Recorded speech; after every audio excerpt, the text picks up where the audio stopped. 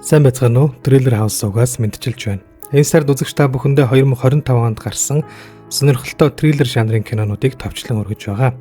Ингээд өнөөдөр Индонезийн энгийн нэгэн эмэгтэй хэмээх шинэ кино хүрэхээр бэлтлээ.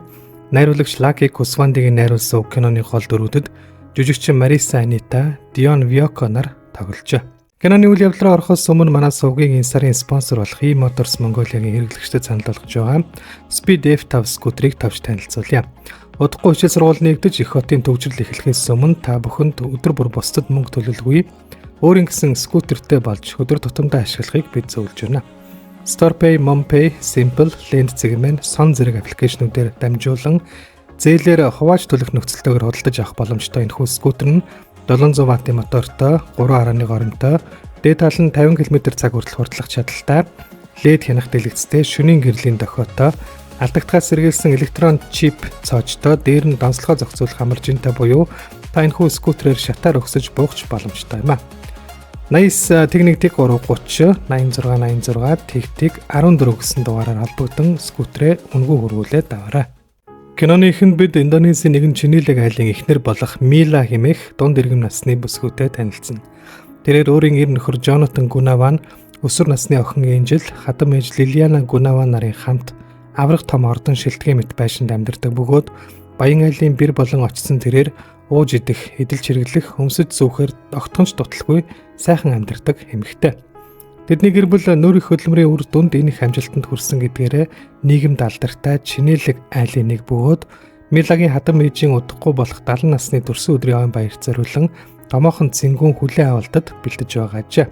Энэ арга хэмжээтэй холбогдуулан мөн тэдний гэр бүлд томоохон сэтгүүлийн нүүрэн дээр гарч тусгай нийтлэл зориулсан ярилцлага өгдөг ба ярилцлагын үеэр Jonathan эхнэртэйгээ сүмд танилцсан талаараа ярьдаг. Тэрхүү ярилцлагын дараа Mila хувцсны өрөөндөө бяцхан охины уйлах дуу чимээ сонсох бөгөөд тэрхүү дуу хоолойг хайж явж байгаад шилэн дээр гიშгэж хөлөө гэмтээдэг. Милагийн төрсөн их нь мөрөөдөд тоглоом тоглодог нэгэн ба охин руугаа залган мөнгө нэхэж нөхрөөсөө асуугаад өг гэх зэргээр гуйж говшиж Милад төвг удах ба нөхөр нь ч ээжийг нэм байдлаа зогсоохыг түүнээс хүснэ. Түүний нөхөр Jonathan ээжийнхээ босгосон энэ их хөрөнгийг өвлөж бизнесийг нь өргөжлүүлэх учиртай хүн тул цаг үргэлж ээжийнхээ үгээр явдаг, үгнээс нь зүрдэггүй нэгэн. Харин түүний өсвөр насны охин Angel нь өөрийнхөө царай зүс бие хаацтгэл дундуур байдгаас гадна гоо сайхны хаалгаа хийлгэхийг хүсдэг. Имэн ч ач охиноо гоо сайхны хаалгаанд оруулахыг хүсдэг ажээ. Үүнийг эсэргүүцдэг цорын ганц хүн бол Mila бөгөөд энэ сэдвийг охин нь анх гарган ирж дараа нь хадам ээж нь ч ярьж санал болгосны дараа тэрээр шоконд орж сэтгэл зүйд нь маш хүчтэй нөлөөлөх болно. Тэрээр арай хийж өрөөндөө явж ороод шилэн хүзүүнийхээ арьсыг цус гартал нь маажих болно. Дараа нь Mila ээжийнхээ төрсөн өдрийн цэнгүүний бэлтгэлд оролцох үеэрээ дээдсийн өрөөлийнхний худал хуурмаг харилцааг олж харан тухгүй мэдрэмж авах үедээ ахаад л өөрийн мэдлгүй цусаа гартал хүзүүгээ маажиж эхлэх бөгөөд нөхөр нь болон тэнд байсан хүмүүс хэлсний дараа тэрээр ариун цэврийн өрөөнд орж үзүүгээ цэвэрлэх үедээ талинд нүүрэн цуснд будагдсан бяцхан охиныг түүнд Grace гэж хэлхийг харан айж орилж хашгирах болно. Нөхөр нь түүнийг дагуулan эмчид үзүүлж, эмч нь Милагийн дархлаа муудаж хэд стрессний улмаас хий юм харсан байна. Сайн амрах хэрэгтэй гэд эм бичиж өгдөг. Тэдний гэртээ буцаж очиход үүднийх нь хашааг өөрийгөө тэдний гэрийн үржлэгч Ирагийн хүү Хата гэж танилцуулсан шинээр ажилд орсон залуу тайлж өгнө. Тэгээд хосууд хамтдаа бурхандаа залбирч Милач ахин ийм асуудал гарахгүй хэмээн нөхөртөө амлдагч нөхрөөсөө нууцаар арьс захтнах шинж тэмдэг шалтгааны талаар интернетээс хайж уншдаг. Хитрхи оройтож унтсан Mila өглөө эртлэн босч чадалгүй хадам ээжийнхээ цэнгүүний бэлтгэлтэй холбоотой хүмүүстэй уулзах цагаас хоцрох болно. Тэгсэн ч түүний хүзүү захтансаар байх ба эмээ уух үедээ огж бөөлжин ухаан алдан ундаг. Ухаан орж сэрэхдээ тэрээр өөрийгөө шилтэй цусаар бөөлжсөн. Нүүрэнд нь баахан шил зоогдчихсан охин харснаа хэлэх бол нөхөр нь итгэдэггүй. Харин хадам ээж нь сүмд бараг очихоо болсноос ийм зүйл болж байгаа юм гэж хэлнэ. Харин энэ бүх яриаг сонссон гэрээ үйлчлэгч Ира ямар нэг зүйл мэдэж байгаа мэт царай гаргадаг. Маргааш өглөө Mila хар дарж зүүдлэх бөгөөд нөхөр нь түүнийг сэрээтэл нүүрнийх нь нэг тал тэр чихтэй улаан өнгийн яр бижрүүгээр дүүрсэн байдаг. Шинжлэхийн өгтөл биеийн цоо ирүүл дархлаа муудаг өгсөн хариу гарах ба эмч үүнийг сэтгэл зүйн асуудалтай холбоотой гэж хэлдэг.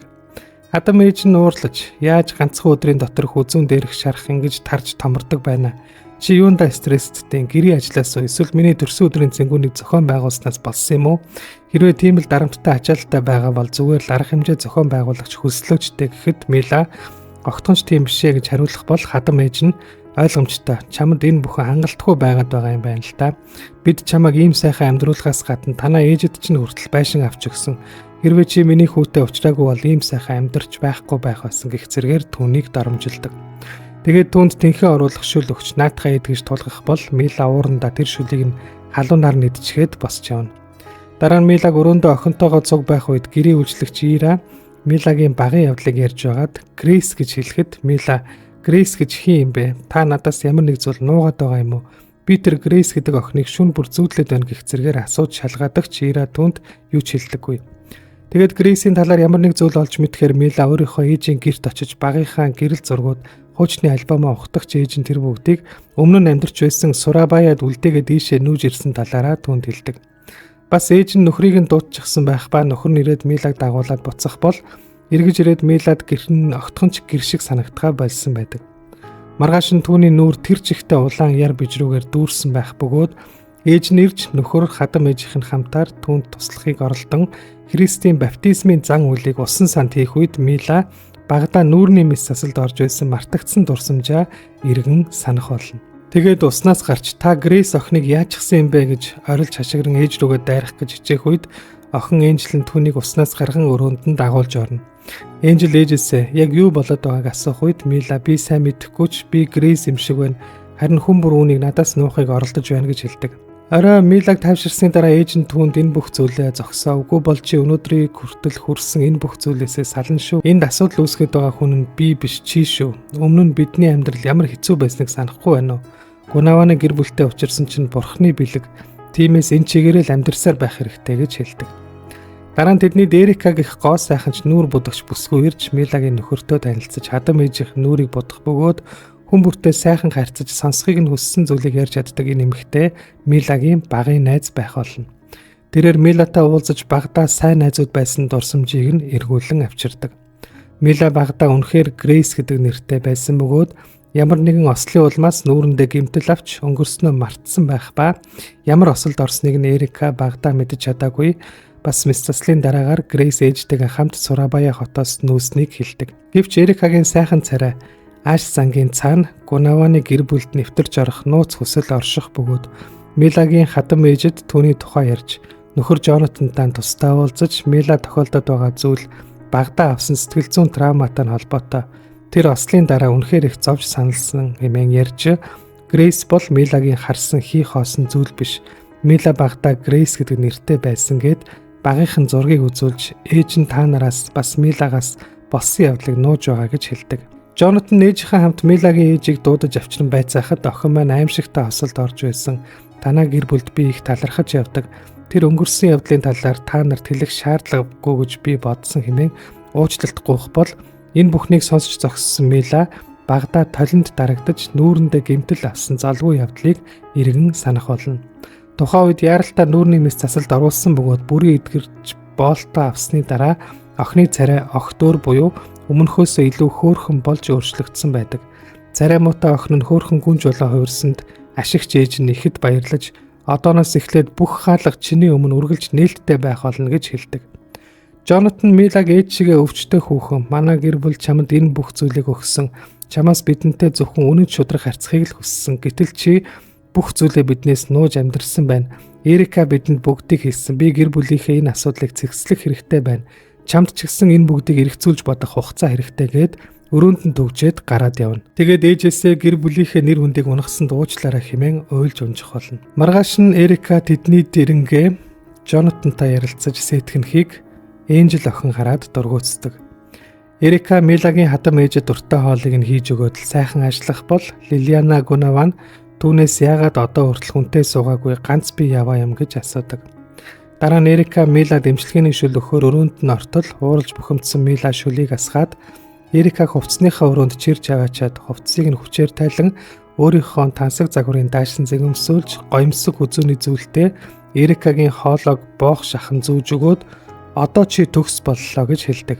Ингээд өнөөх хадам ээжийнхэн 70 насны төрсөн өдрийн ойн баярын цэнгүүн болж Индонезийн хамаг баячууд тэдний цугларч Лилиана Эрикаг найзуудтай танилцуулан хамт зураг авахулах бол эсрэгээрээ Жонатан өөрийнх нь анхаарлыг татахыг оролдох Эрикаг төдийлөн сонирхдоггүй. Цэнгүүний оргил хэсэгт Жонатан ээжтэй хандан төрсөн өдрийн мэндчилгээ дэвшүүлж, зочид Лилианад төрсөн өдрийн дуу дуулж, бялууг зүсэх мөчөдөө гоёмсог улаан даашин зөмссөн дүүрэн яртай царайтай Мила дээд давхраас бууж ирэн төрсөн өдрийн мэнд төргийн ээжээгээд Жонатанаас хутгийг булан авч олон давхар төрсөн өдрийн бялууг сийчиж хаях болно. Болсон үйл явдалд цочирдсан хүмүүс утсаа гарган ирж зураг авч бичлэг хийх үед Жонатан эхнэрийгээ аваад явах гэтэл Мила яасан гэр бүлийнхээ нэр хүндийг сэвтээхээс айгаа юу гэж хэлдэг. Хүмүүсийн бичлэг захин орчинд хурдан дарахж Гунаваны гэр бүлийн бизнесийн хамтрагч нарт нь сөргөөр нөлөөлөх эрсдэл үүсэж Жонатан ч хөрөнгө оруулагчаасаа уучлалт хүсэх болно. Харин Эрика Жонатаны ээжийг тайвшруулж Лилиана түүнд энэ бүх асуудлыг зэгслэх хүн нь би байх ёстой. Энэнд чи надад туслах уу гэхэд Эрика толгой тохино. Жонатан мөн сошиал лайв хийж эхнэрээ сэтгэл зүйн өвчтөй болсон талаар нийгмийн сэтгэлийг хөдөлгсөн зүйл ярьж уйран өөрийнхөө гоо сайхны компанийг сэтгэл зүйн өвчтний эсрэг бүтээгдэхүүн үйлдвэрлэх болно хэмээн рекламдах бөгөөд бичлэг зогссны дараа Эрика түүн дээр ирж Жонатан Эрикаг тэрвэрэн ойлгох болно. Харин Мила өрөөндөө тэднийхээс явхаар болсон үйлчлэгч Ира түүний хүү Хата нартай салах ёсыг үедээ хөдөө ургацын баярт явах гэж байгааг нь дуулаад намайг хамт аваад яваач би энэ гэрт өөрийгөө алдаж дотроосоо ялцраад дуусах юм байна гэж хэлэхэд Ира зөвшөөрдөг. Тэгээд Мила явхаар болсноо охиндоо хэлж охиноо дагуулад явахыг хүсвч том болж өмнө учраа ойлгодог болсон охин нь ээждээ таны амьдрал бол таны л амьдрал, миний амьдрал бол миний амьдрал. Миний өссөн орчин энд та надад санаа зовлтгүй би алдсахгүй надад итгэж байгаа үстэй гэж хэлдэг. Ингээд гэрээсээ зүвтахаар шийдсэн Мила маргааш нь хадам ээж нөхөр хоёроо явсны дараа гэрээсээ явах гэтэл ээж нь ирж түүнийг болиулж үлдээх гэж оролддог.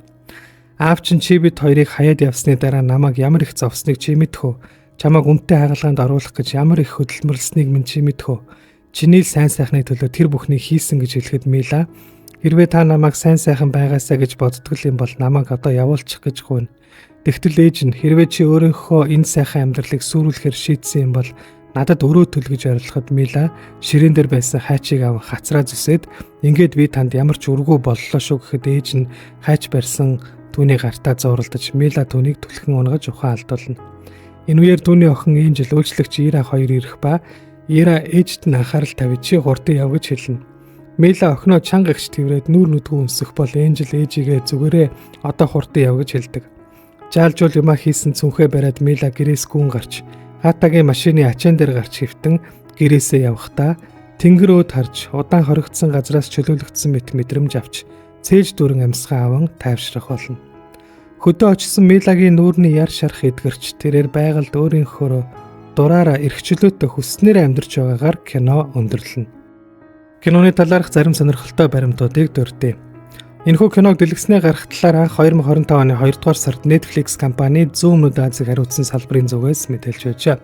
Тус компани зүгээс олон зуун сая хүн амтай Zoom Өмнөд Азийн бүс нутгийн контентуудад хөрөнгө оруулалтаа нэмэгдүүлж, Тайланд болон Индонезийн уран сайхны кино олон ангид кинонуудыг 2025 оны турш Netflix-ээр цацгаар болсноо зарласан бөгөөд үүнд Siam, Mad Unicorn, Khao Chum Tong зэрэг Тайландын 9 кино, дэлхийн хамгийн үзэсгэлэнтэй охин, жүжигчин Elixir зэрэг Индонезийн 8 киног танилцуулсны дотор энэхүү кино багтсан юм а.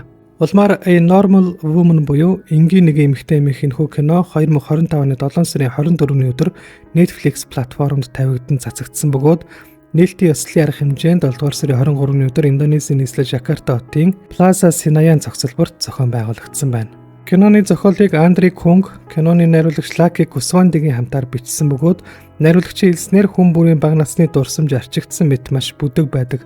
Хүүхэд нас ч гэлтгүй хүмүүсийн амьдралын зарим хэсэг тодорхой нэг үеийн дурсамж арчигдсан мэт байдаг. Түүнийгээ санах хэцүү байдаг. Мөн дээр нь бид нийгмийн харилцаанд орохдоо төрөл бүрийн дүрд орж тоглох ёстой болдгоос үүдэн өөрсдийнхөө жинхэнэ мөн чанарыг гээж байдаг зэрэгээс үүдэн уг киноны зохиолыг бичсэн талаараа нэгэн ярилцлагадаа дурджээ. Киноны найруулагчийн хэлснээр энэ кинон үзэгчдээс та үнэхээр өөрийнхөө хүссэн амьдралаар амьдарч чадаж байгаа юу? Эсвэл бусад хүмүүст яаж харагдахаар чухалчилсан дүр хэсэгсэн амьдралаар амьдарч байна уу гэдгийг асууж, энэхүү бүтээлээрээ өнгөрсөнд мартагдсан, орхигдсон тэр нэг зүйлээ буцааж олж авч эргээд өөрийгөө бүтэн болгох ёстойг ойлгуулахыг зорьсон гэжээ. Киноны гол дүрийг бүтээсэн жүжигчин Мариса Анита энэхүү дүрийг бүтээхдээ сэтгэл зүйн олон ном уншсанаас гадна дунд иргэм насны сэтгэл зүйн хямралыг туулж буй өөрийнхөө амьдралын мөчлөгтэй мөн дүрээ холбон ойртуулж энэхүү дүр дээр ажилласан талаараа Индонезийн Harper's Bazaar сэтгүүлд өгсөн ярилцлагадаа хэлсэн байна. Энэхүү кинонд найруулагч Lucky Kuswandiгийн Soda Machine Films хэмээх кино продакшны компани анхны бүтээл аж. Уг кино шүүмжлэгчдээс ихэвчлэн сөрөг үнэлгээ авсан бөгөөд олон сайтууд шүүмжлэгчид уг киног хэтэрхий нуршсан удаан өрнөлттэй үйл явдалтай хэрэггүй олон дөрүүдтэй гинтийн таамаглагшгүй үйл явдал байхгүй мөн төгсгөл нь хүлээлтэд хүрч чадаагүй гэх зэргээр шүүмжилсэн байна. Ийхүү та бүхэндээ өнөөдөр гэр бүл, нийгмийн харилцаа, хувь хүний сэтгэл зүй, баян ядуугийн ялгаа, өөрийнхөө төлөө бусдад сайхан харагдахын төлөө амьдардаг орчин цагийн хүмүүсийн хий хоосон дүр хэсэгсэн амьдралыг харуулсан Индонезийн энгийн нэгэн бүсгүй эмэх драм, сэтгэл зүйн триллер төрөл жанрын шинэ кино хүргэлээ. 7 хоногийн сүүлээр энэ жил гарсан өөр нэг Netflix-ийн триллер киноны давчлалыг хүргэх болно. Манай сувгийг subscribe хийж, лайк дарж, комент үлдээж байгаа та бүхэндээ баярлалаа. Удахгүй шинэ бичлэгээр уулзцгаая.